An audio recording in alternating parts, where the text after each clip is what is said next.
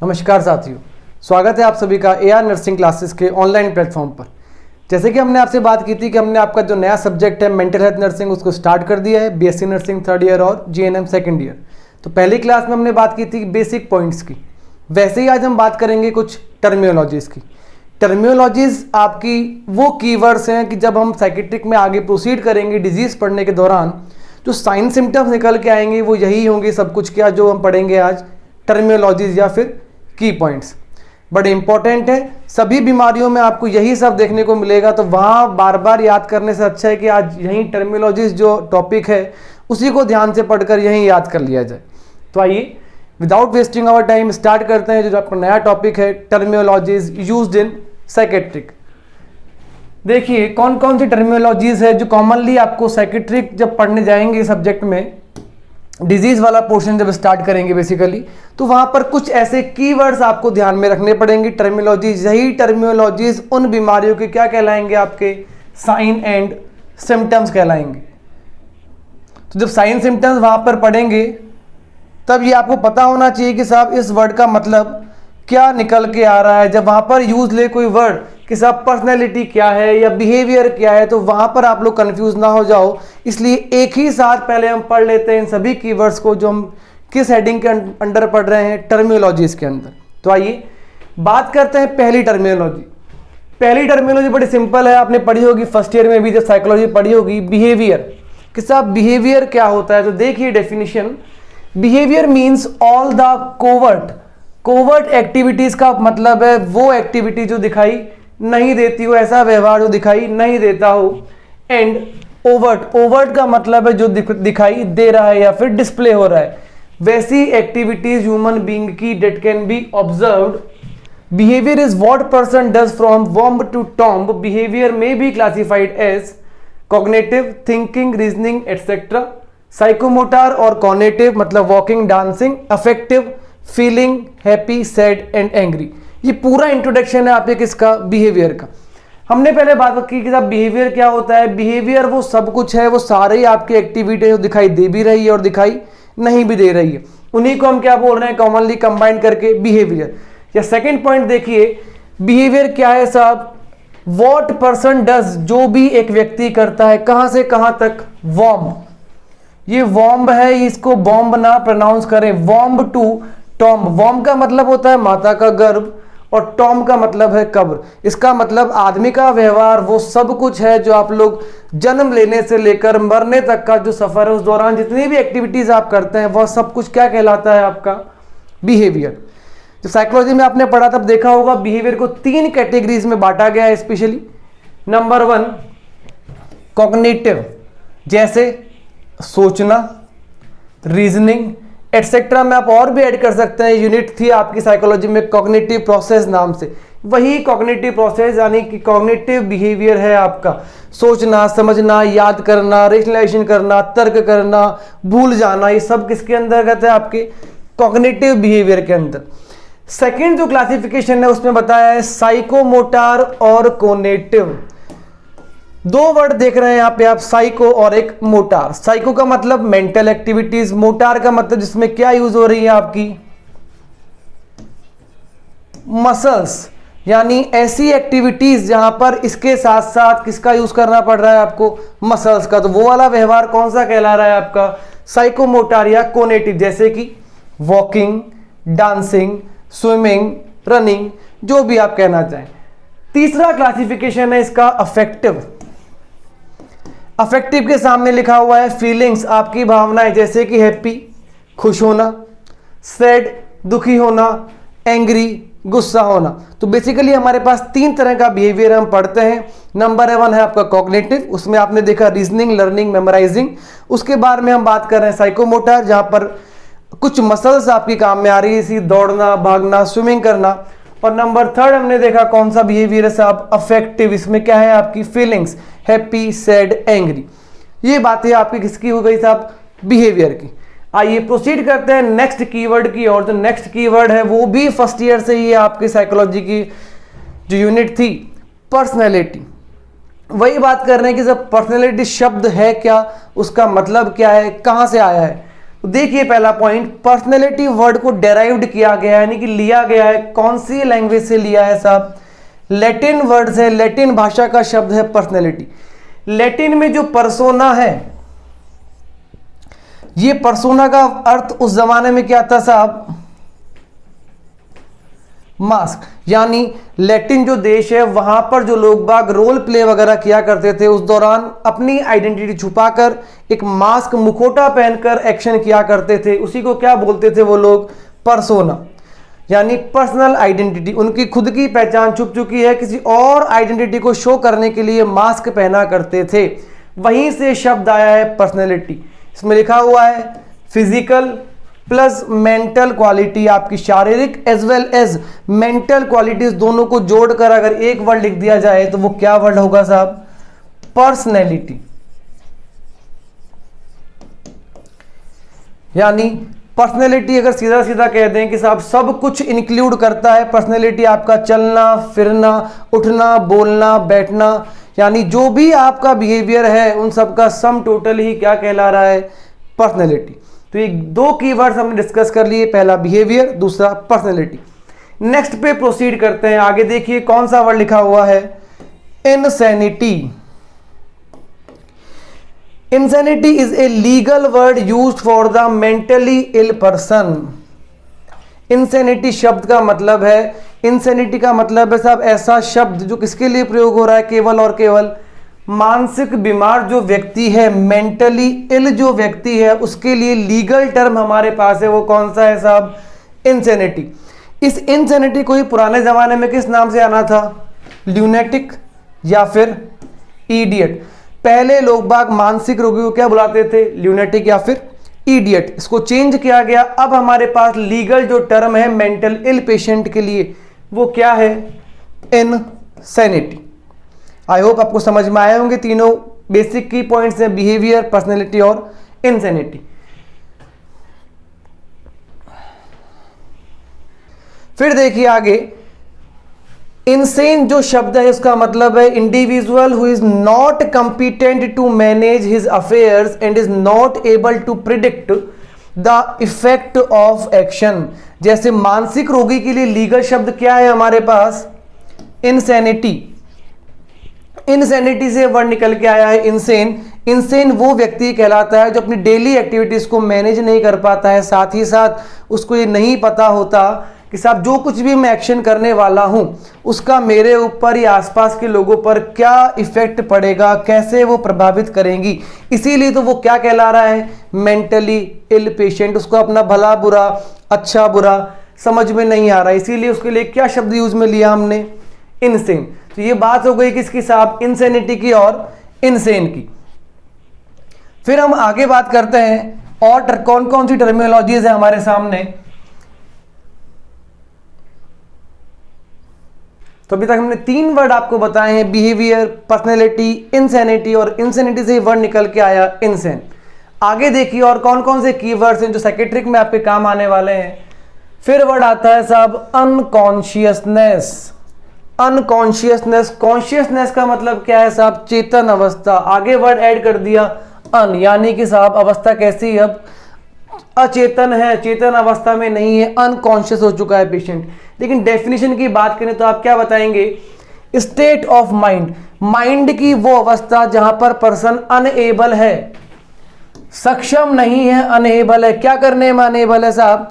बाहर से जो कुछ भी स्टिमुलाई मिल रहा है उसके अगेंस्ट में रेस्पॉन्स देने से क्या है? पेशेंट अनएबल है। तो उस कंडीशन को हम क्या कहेंगे? माइंड की अनकॉन्शियस कंडीशन। बाहर से पर्सन को आप कुछ भी स्टिमुलाई दीजिए, उससे बात कीजिए, आवाज लगाइए, हाथ लगाइए, टच करिए, ये सारे के सारे स्टिमुलाई बाहर से आप दे रहे हैं, उसके बाद भी पर्सन रेस्पॉन्ड नहीं कर पा रहा है, रेस्पॉन्स नहीं दे रहा है। इसका मतलब उसके माइंड की वो कौन सी स्टेट कहला रही है? अनकॉन्शियस स्टेट वो कहला रही है। फिर देखिए नेक्स्ट पॉइंट, स्टूपर। स्टूपर का मतलब है mute and motionless. Mute word जो आपने कई बार देखा होगा, जब टीवी आप लोग ऑन करते हैं वहां पर वॉल्यूम कंट्रोल करने के बटन के साथ साथ एक म्यूट बटन भी है।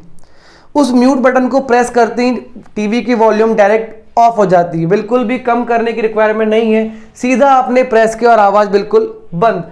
सेम पेशेंट के साथ भी ऐसा ही है।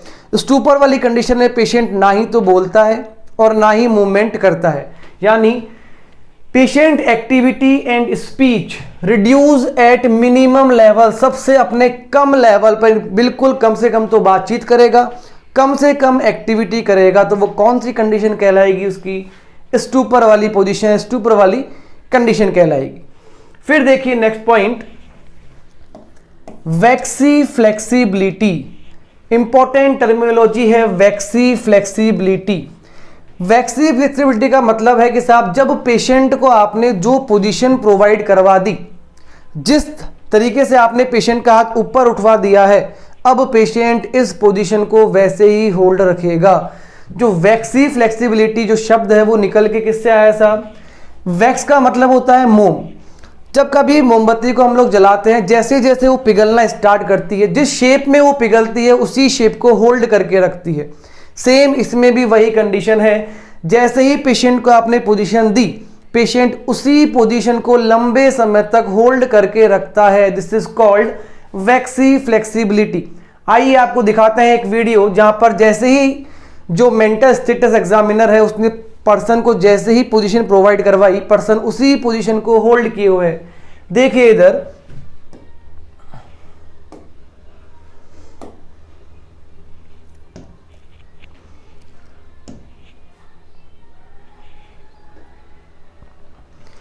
पहले इसको देखिए वीडियो को। जैसे ही ये एग्जामिनर पर्सन के हाथ को अपोजिट साइड में मूव करवा रहे हैं, पीछे की तरफ लेके गए, जैसे ही हाथ हटाएंगे पर्सन इसी पोजीशन को काफी देर तक होल्ड करके रखेंगे। यही कंडीशन आपकी कौन सी कहला रही है? वैक्सी फ्लेक्सिबिलिटी कहला रही है। ये रहे एग्जामिनर, ये रहे पर्सन। जैसे ही इस हाथ का मूवमेंट इन्होंने पीछे की तरफ कर दिया, पर्सन क्या करेगा? इसी पोजीशन में काफी लंबे समय तक बैठा रहेगा। यही वाली कंडीशन आपकी क्या कहला रही है साहब? Waxy flexibility.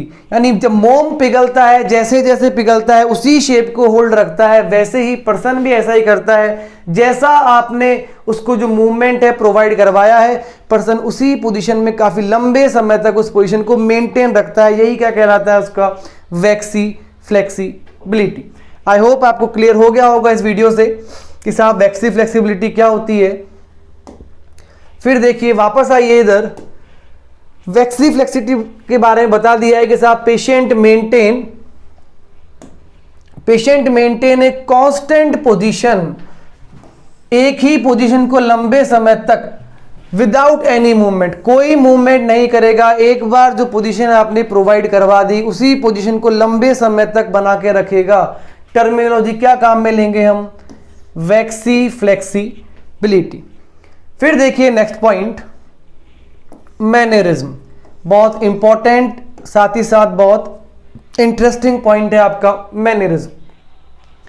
लिखा हुआ है साहब नीडलेस, जरूरत नहीं है, पर्पसलेस, उद्देश्य भी नहीं है, रिपीटेटिव एक्टिविटी, बार बार एक्टिविटी को दोहरा रहा है, डेट हैव सिग्निफिकेंट इंपोर्टेंस। इसका मतलब पर्सन ऐसी एक्टिविटी करता है जिसकी सिग्निफिकेंट इंपोर्टेंस तो है, लेकिन उस वक्त ना ही तो क्या है उसकी जरूरत है, ना ही उसका उस एक्टिविटी को करने के पीछे कोई उद्देश्य है, फिर भी बार बार उसी एक्टिविटी को दोहरा रहा है। क्या शो कर रहा है? मैनरिज्म। एग्जाम्पल से समझिए, नमस्ते। नमस्ते जो शब्द है उसका सिग्निफिकेंट वैल्यू है? हाँ बिल्कुल है साहब। जस्ट नमस्ते का मतलब है जब आप किसी बड़े से बात करते हैं, नमस्ते कहकर ये तरीका है कि साहब आप क्या दर्शाना चाह रहे हैं? उसको सम्मान दर्शाना चाह रहे हैं। तो नमस्ते का तो अपने आप में सिग्निफिकेंट वैल्यू तो है, लेकिन पर्सन जब कोई भी उसके आसपास नहीं हो या सुबह से शाम तक लगातार इधर से उधर घूमता हुआ जो भी उसको मिल रहा है सबको ही कहे जा रहा है कि साहब नमस्ते नमस्ते नमस्ते नमस्ते, यानी नमस्ते का तो वैल्यू है, लेकिन उस वक्त ना ही तो नमस्ते कहने की जरूरत है, ना ही नमस्ते कहने के पीछे कोई उद्देश्य है, फिर भी पर्सन बार बार इसी चीज को रिपीट करता रहा है। ये टर्मिनोलॉजी क्या कहलाएगी? आपकी मैनरिज्म कहलाएगी। आई होप आपको समझ में आया होगा मैनरिज्म का मतलब कि साहब ऐसे एक्टिविटीज जिनका सिग्निफिकेंट वैल्यू तो है, जैसे सैल्यूटिंग, कि साहब आपने देखा होगा फौजियों को, जो हमारे मिलिट्री पर्सनल है या पुलिस मैन है, कि साहब सैल्यूट करते हैं, बार बार सैल्यूट करते हैं सीनियर को देखकर। लेकिन पर्सन सुबह से शाम तक जो भी मिल रहा है सबको क्या कर रहा है, बार बार सैल्यूट। सैल्यूट करने की वहां पर ना ही तो रिक्वायरमेंट है, नीडलेस है, ना ही उसका कोई उद्देश्य है, फिर भी बार बार दोहरा रहा है, तो क्या बोल देंगे हम उसको, मैनरिज्म। फिर देखिए नेक्स्ट पॉइंट, वर्बिजिरेशन। इसमें भी पर्सन रिपीट ही करेगा, लेकिन क्या रिपीट करेगा साहब, सेंसलेस वर्ड, ऐसे शब्दों को बार बार दोहराएगा जिनका कोई सेंस नहीं है, कोई मतलब नहीं है, और खास बात विदाउट एनी पर्पस, ना ही उनका कोई उद्देश्य है। फिर भी ऐसे शब्दों को बार बार दोहरा रहा है जिनका कोई उद्देश्य नहीं है, कोई मतलब नहीं है, सेंसलेस वर्ड्स को बार बार बैठे बैठे दोहरा रहा है, क्या बोल देंगे टर्मिनोलॉजी को, वर्बिजिरेशन। फिर देखिए नेक्स्ट,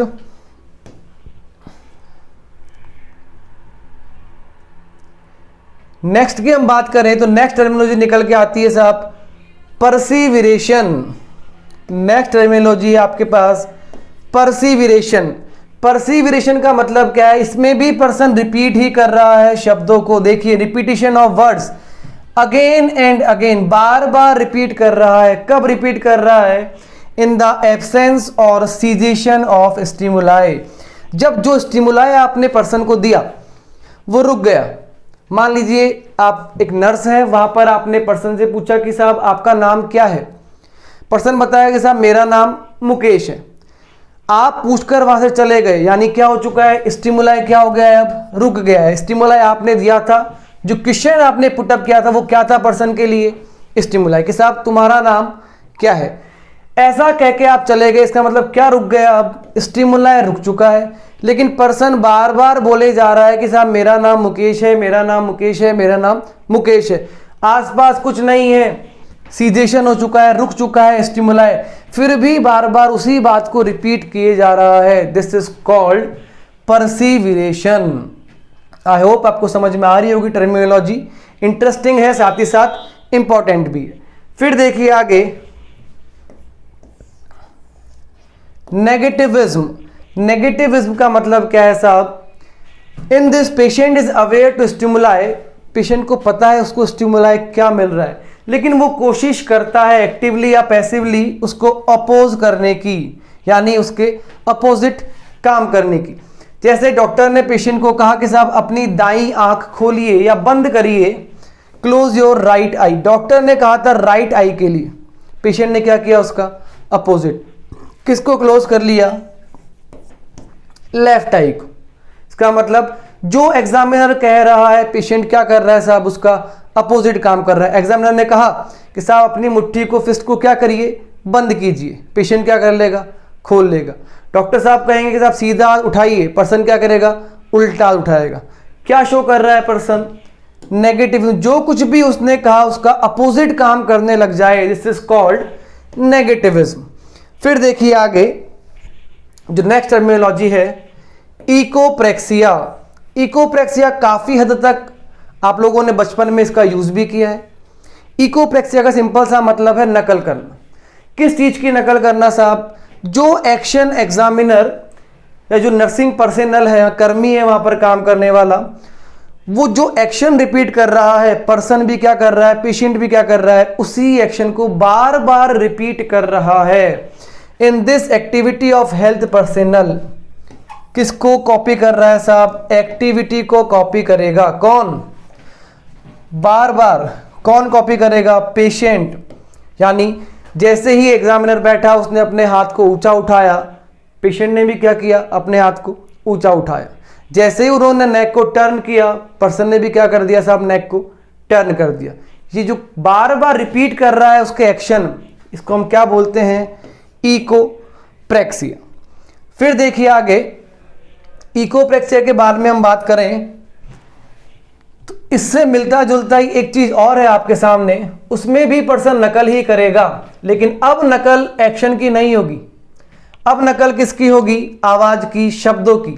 और जब शब्दों की नकल करने लग जाए, जो शब्द आप बोलें उसी शब्द को पेशेंट भी रिपीट करने लग जाए, तब क्या बोल देंगे हम, इकोलेलिया।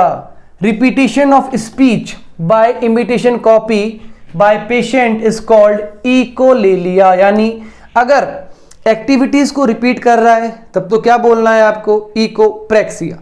लेकिन अगर स्पीच को, शब्दों को कॉपी कर रहा है बार बार, जो आप कह रहे हैं, आपने पूछा कि आपका नाम क्या है, वह आपसे पूछ रहा है आपका नाम क्या है। आपने पूछा आप कहाँ रहते हैं, वो आपसे पूछ रहा है आप कहाँ रहते हैं। इसका मतलब जो आप बोल रहे हो उसी को पर्सन रिपीट कर रहा है, तो हम क्या बोल देना है, इको ले लिया। दोनों में फर्क याद रखिएगा। प्रेक्सिया का मतलब है आपकी एक्टिविटीज। अगर हम प्रेक्सिया की बात करें तो प्रेक्सिया में आपको क्या याद रखनी है, एक्टिविटी की कॉपी कर रहा है। लेकिन इकोलेलिया की जब बात करें तो क्या याद रखना है आपको, स्पीच, आपके कहे हुए शब्द, वर्ड्स को पेशेंट रिपीट कर रहा है तो क्या कहलाएगा, इकोलेलिया। दोनों में फर्क क्लियर हो गया होगा आपको, इकोप्रेक्सिया एंड इकोलेलिया। आइए आगे प्रोसीड करते हैं। देखिए नेक्स्ट टर्मिनोलॉजी आपकी क्लैंगिंग एसोसिएशन या क्लैंग एसोसिएशन भी बोल सकते हैं इसको। क्लैंग एसोसिएशन का मतलब क्या है साहब, पेशेंट सेम शब्द बार बार रिपीट करेगा, सेम जो सुनने में एक जैसे लगे। जैसे कैट, बैट, रेट, सबके पीछे क्या है साहब, at. Cat, bat, rat, set, यानी ऐसे शब्दों को बोलेगा जो सुनने में कैसे लगेंगे आपको, सेम राइमिंग फैशन में। जैसे बच्चे पोएम गाते हैं राइमिंग फैशन में, उसी प्रकार से पेशेंट बोले जाएगा cat, bat, rat, set, at, etcetera. जब इस प्रकार से बार बार रिपीट करे तो हमें क्या बोल देना है साहब, पेशेंट क्या शो कर रहा है, क्लैंगिंग एसोसिएशन। फिर देखिए नेक्स्ट पॉइंट, एनहेडोनिया। एनहेडोनिया के बारे में बात करें, एनहेडोनिया वो कंडीशन है जब पर्सन को आप बहुत खुशी वाली बात बताओ कि साहब बहुत बड़ी खुशी है कुछ जो आप पर्सन को बता रहे हैं, लेकिन उस बड़ी खुशी में भी पर्सन को वो खुशी महसूस ही नहीं हो रही है। This is called anhedonia. यानी प्लीजरेबल कंडीशन में भी प्लीजर को महसूस नहीं कर पाना, सुख की घड़ी में भी सुख महसूस नहीं हो रहा है। This is called anhedonia. देखिए लिखा हुआ है डेफिनेशन में, इनएबिलिटी टू फील प्लीजर, यानी सुखद अनुभव को फील, इनएबिलिटी नहीं कर पाना।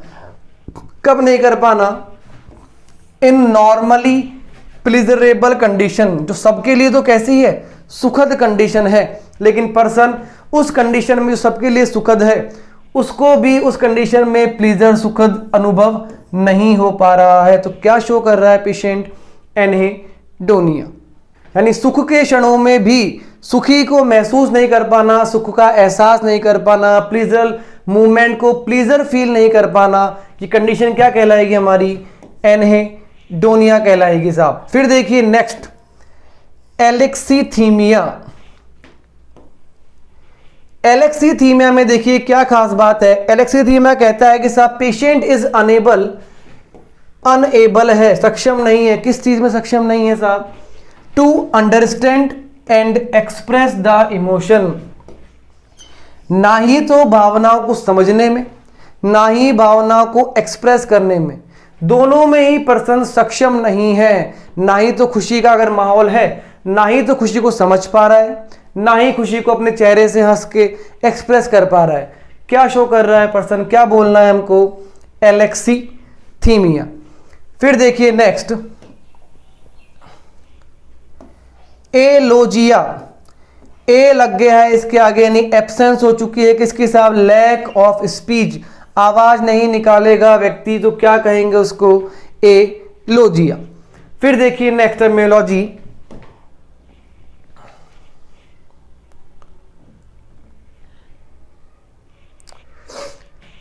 नेक्स्ट हम बात करते हैं एलोजिया के बाद में नियोलॉगिज्म।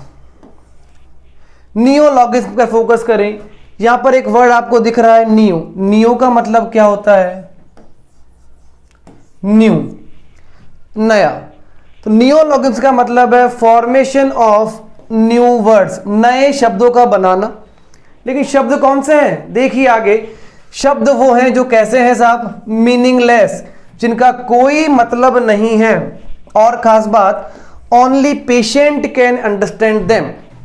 यानी नियोलॉगिज्म का मतलब मैं सिंपल सा बताऊं कि साहब नए नए ऐसे शब्द बनाना जिनका कोई मतलब नहीं है, लेकिन और साथ ही साथ उसको ना ही कोई समझ पा रहा है, केवल समझ भी कौन रहा है उसको, पेशेंट। ना आप समझ पा रहे हैं, ना मैं समझ पा रहा हूं, ना कोई एग्जामिनर समझ पा रहा है, ऐसे नए नए शब्द बना रहा है। साथ ही साथ वो कैसे हैं, मीनिंगलेस है, लेकिन फिर भी उनको केवल और केवल कौन समझ रहा है, पेशेंट समझ रहा है। अगर ऐसे शब्द वो बना रहा है तो हमें क्या बोल देना है साहब, क्या शो कर रहा है पेशेंट, नियोलॉगिज्म। नियो का मतलब बता दिया है आपको, नया, नए शब्द बना रहा है जो कैसे हैं नेचर में, मीनिंगलेस, जिनका मतलब नहीं है, लेकिन उनको कौन समझ रहा है, केवल और केवल पेशेंट ही समझ पा रहा है कि साहब इसका मतलब क्या है।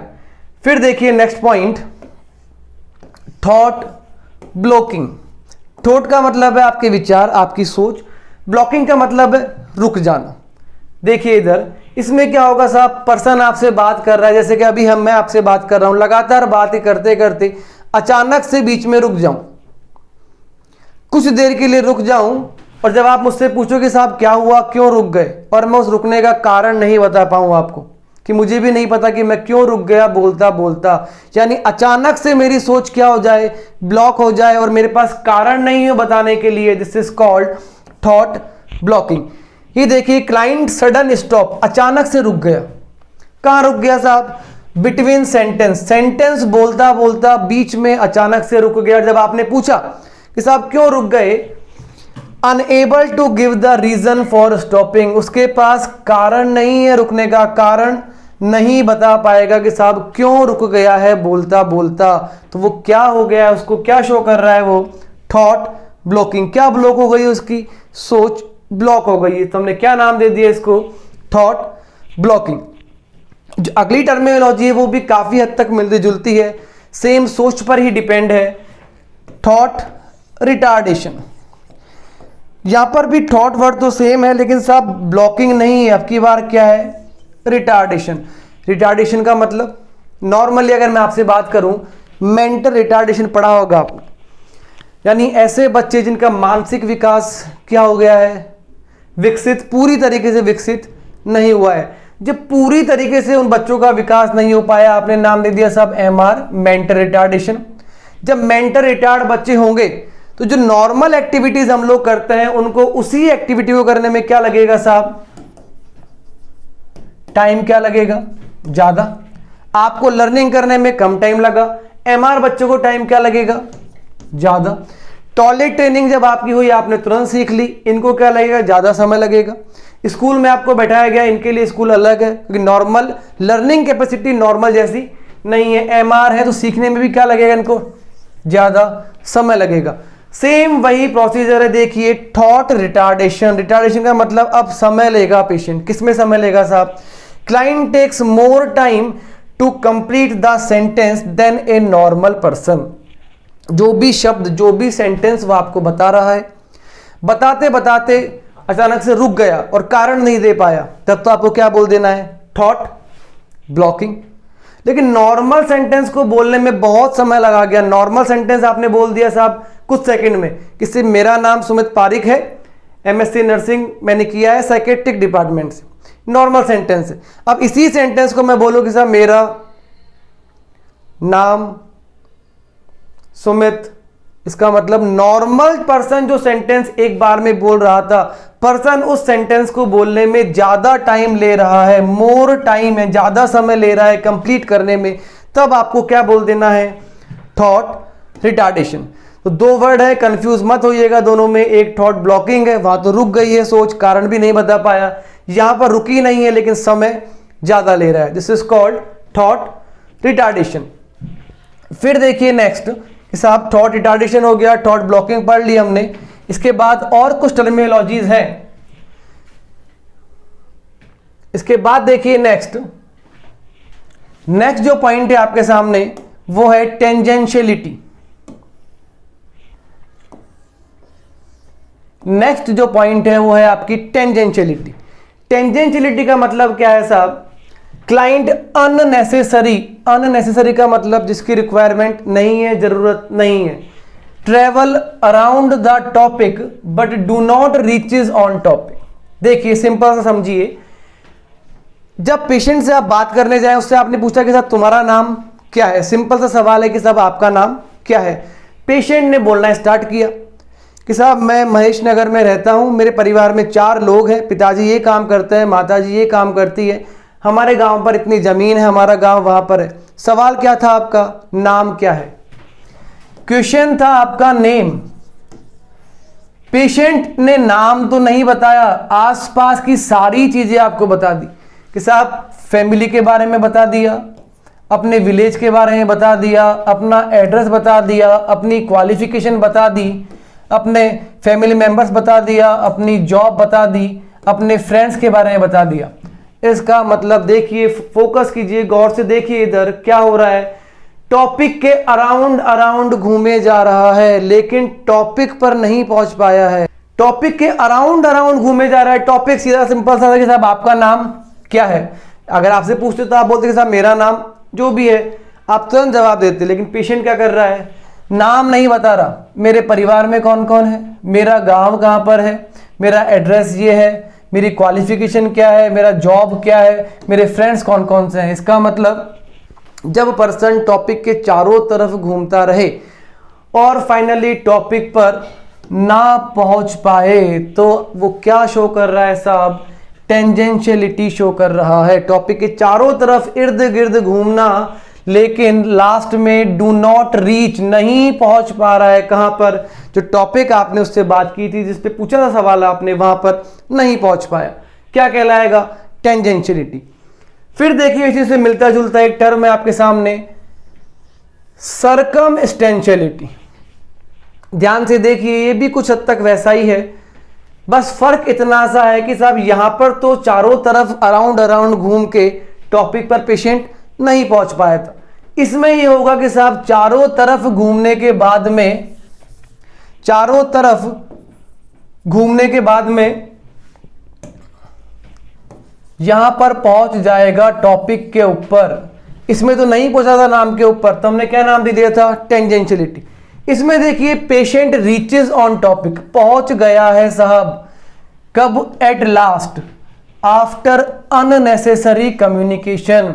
यानी स्टार्ट तो इसमें भी ऐसे ही करेगा, चारों तरफ घूमेगा। नाम पूछा आपने कि साहब नाम क्या है, बताएगा, एड्रेस बताएगा, साथ ही साथ क्वालिफिकेशन बताएगा, साथ ही साथ फैमिली मेंबर्स बताएगा, उसके साथ में फ्रेंड्स के बारे में बताएगा, उसके साथ में और भी कोई जो बातें हैं XYZ वो भी आपसे करेगा। लेकिन चारों तरफ घूम घाम के फिर आपको बताएगा कि साहब इन सारी बातों के बारे में, मेरा नाम, जो भी उसका नाम होगा कि साहब मेरा नाम महेश है। तो देखिए दोनों में फर्क, यहां पर तो इसके चारों तरफ घूम घाम के पहुंच नहीं पाया था, दिस इज कॉल्ड टेंजेंशियलिटी। सर्कमस्टेंशियलिटी में चारों तरफ घूमा लगातार घूमता रहा, लेकिन फाइनली क्या हुआ, टॉपिक पर पहुंच गया। क्या नाम निकल के सामने आया साहब, सर्कमस्टेंशियलिटी। आई होप आपको समझ में आए होंगे दोनों, टेंजेंशियलिटी एंड सर्कमस्टेंशियलिटी। फिर देखिए नेक्स्ट, एपैथी, जहां पर ज्यादातर हमारे पास मेडिकल में ऐसी टर्मिनोलॉजीज है कि साहब एज इसके आगे लग गया उसका, कॉमनली, सबकी बात तो नहीं कर रहा हूं, कुछ एक्सेप्शंस हैं, जैसे कि एन्यूरिया। एन्यूरिया की जब बात करते हैं तो वहां पर भी ए लगा हुआ है आगे।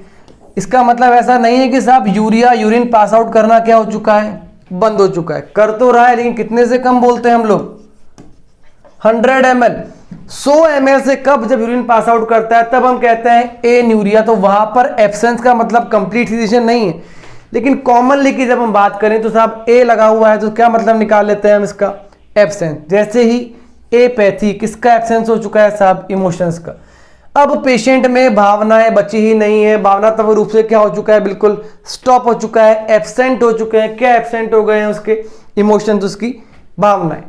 फिर देखिए नेक्स्ट, एवोइलेशन। एवोइलेशन सिंपल सा मतलब क्या है साहब, लैक ऑफ मोटिवेशन, मोटिवेशन की कमी। पेशेंट को आप कितना समझाने की कोशिश कर रहे हैं, लेकिन मोटिवेट ही नहीं हो पा रहा है। बार बार समझाने पर किसकी कमी है, उसके अंदर मोटिवेशन की कमी है। तो सीधा सा क्या बोल देना है आपको, एवोइलेशन। फिर देखिए जो हमारी नेक्स्ट टर्मिनोलॉजी है, इनएप्रोप्रिएट अफेक्ट। इनएप्रोप्रिएट का मतलब जो उपयुक्त नहीं है, एप्रोप्रिएट का मतलब क्या होता है, उपयुक्त, और इन अगर आगे ऐड हो गया है इनएप्रोप्रिएट जो उपयुक्त नहीं है, ऐसा इफेक्ट देखिए क्या है इसके अंदर, पेशेंट एक्सप्रेस अपोजिट और wrong emotion than the situation, यानी कंडीशन की डिमांड आपसे कौन सा व्यवहार चाहती है, क्या उसकी डिमांड है, और आप उससे बिल्कुल अपोजिट या फिर गलत इमोशन वहां पर शो करें। छोटा सा एग्जांपल, जैसे ही हम किसी के डेथ में जाते हैं, जब किसी की डेथ होती है, आप पहुंचे वहां पे तो वहां का माहौल कैसा है, आप सब लोग कैसे हैं, बिल्कुल सैड, चारों तरफ का एनवायरनमेंट कैसा है, सैड, सब लोग एकदम शांत हैं, कोई चिल्लाकर बात नहीं कर रहा है, जोर जोर से हंस नहीं रहा है, लगातार सब दुखी हैं।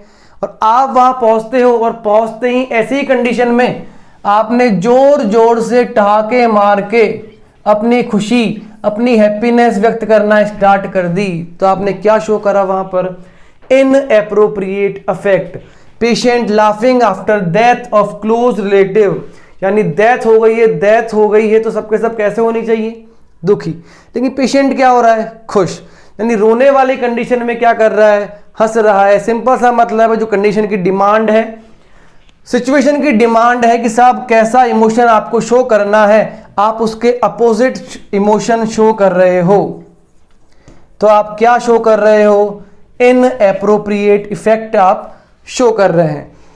तो ये कुछ बेसिक टर्मिनोलॉजीज थी, ऐसा नहीं है कि साहब ये टर्मिनोलॉजी यहीं खत्म हो चुकी है, ऐसी बहुत सी टर्मिनोलॉजी हम पढ़ेंगे जब डिजीज पोर्शन स्टार्ट करेंगे। ये तो केवल बेसिक नॉलेज थी आपके लिए कि साहब ऐसे शब्द जब बीमारी आप पढ़ने जाए साइकेट्रिक में तब मिले तो पता होना चाहिए कि साहब इन शब्दों का मतलब क्या है, टेंडेंशियलिटी क्या है, सर्कमस्टेंशियलिटी क्या है, नियोलॉगिज्म क्या है। ये जस्ट एक ब्लूप्रिंट था, आउटलाइन थी, ऐसी और भी टर्मिनोलॉजीज पढ़ने को मिलेगी जब हम स्टार्ट करेंगे डिजीज पोर्शन। आई होप जो बेसिक टर्मिनोलॉजीज मैंने आज बताई है आपको वो आपको समझ में आई होगी। फिर भी अगर किसी को डाउट हो इन टर्मिनोलॉजी के रिगार्डिंग तो प्लीज़ कमेंट सेक्शन में जाइए, हमें कमेंट ज़रूर कीजिए। हम कोशिश करेंगे कि साहब इनके साथ साथ जल्द से जल्द जो डिजीज पोर्शन है आपके साइकेट्रिक का उसको स्टार्ट कर सकें। Thank you.